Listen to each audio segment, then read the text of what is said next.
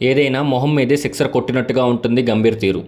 ఆటలో అయినా మాటల్లో అయినా తన రూటే వేరు. కేకేఆర్ మెంటర్గా సూపర్ హిట్ అయిన గంభీర్ టీమిండియా హెడ్ కోచ్గా బాధ్యతలు తీసుకున్నాక ఎన్నో ట్రబుల్స్ను ఫేస్ చేశాడు. టీ20లో భారత జట్టు సూపర్ డూపర్గా హిట్ అయిన తర్వాత ఇతర ఫార్మాట్లో సరైన ఫలితాలు రాకపోవడంతో విమర్శలు ఎదుర్కొన్నాడు. హెడ్ కోచ్గా బాధ్యతలు అందుకున్న తొలి వన్డే సిరీస్లోనే భారత జట్టు శ్రీలంక చేతిలో చిత్తయింది. ఆ తర్వాత స్వదేశంలో న్యూజిలాండ్తో భారత జట్టు టెస్ట్ సిరీస్ను కోల్పోయింది. బోర్డర్ గవాస్కర్ ట్రోఫీలోనూ టీమిండియా ఫెయిల్ అయింది. 10 ఏళ్ల తర్వాత బోర్డర్ గవాస్కర్ ట్రోఫీని కోల్పోయింది. అదే టైంలో సీనియర్లు విఫలమయ్యారు. గౌతీ వ్యూహాలు బెడిసికొట్టాయి. గంభీర్ హెడ్ కోచ్ పదవి డేంజర్లో పడినట్టే అని కథనాలు వచ్చాయి.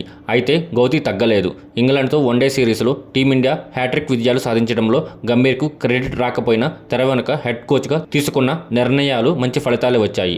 అయితే ఛాంపియన్ ట్రోఫీలో గౌతీకి తిప్పలు తప్పవని అంతా అనుకున్నారు. ఛాంపియన్స్ ట్రోఫీలో సీనియర్ల ఫ్యూచర్తో పాటు హెడ్ కోచ్గా గౌతీ ఫ్యూచర్ కూడా తేలిపోతుందని అనుకున్నారు. విమర్శలు ఎన్ని వచ్చినా ఛాంపియన్ ట్రోఫీలో తన మాస్టర్ మైండ్తో టీమిండియా విజయాల కోసం ఎవరికీ ఊహించనందని నిర్ణయాలు తీసుకున్నాడు.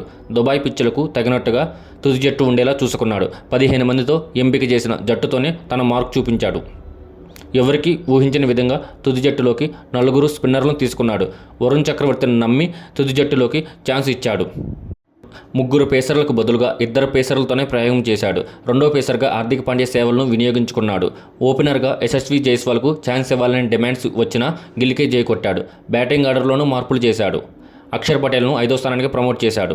ఒకప్పుడు టాప్ ఆర్డర్లో ఆడిన కేఎల్ రాహుల్ను 5వ స్థానం నుంచి లోయర్ మిడిల్ ఆర్డర్లోకి మార్చేశాడు. పంతను జట్టులోకి తీసుకోవాలని కొందరు మాజీలు సూచించినా రాహుల్కే ప్రయారిటీ ఇచ్చాడు.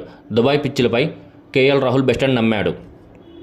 8వ స్థానం వరకు బ్యాటింగ్ చేసే సామర్థ్యం ఉన్న ఆటగాళ్లు ఉండేలా చూసుకున్నాడు. ఛాంపియన్స్ ట్రోఫీలో తాను తీసుకున్న నిర్ణయాలన్నీ సరైనవేనని ఇప్పుడు నిరూపించుకున్నాడు. అందుకే టీమిండియా విజయంలో గంభీర్ది కూడా కీలక పాత్రే.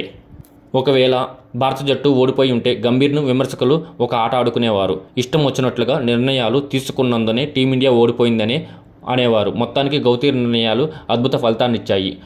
గంభీర్ ఇమేజ్ను పెంచాయి. అయితే ఈ ఛాంపియన్స్ ట్రోఫీ విజయంతో గంభీర్ బతికిపోయాడని అభిమానులు ఇప్పుడు సరదాగా చర్చించుకుంటున్నారు.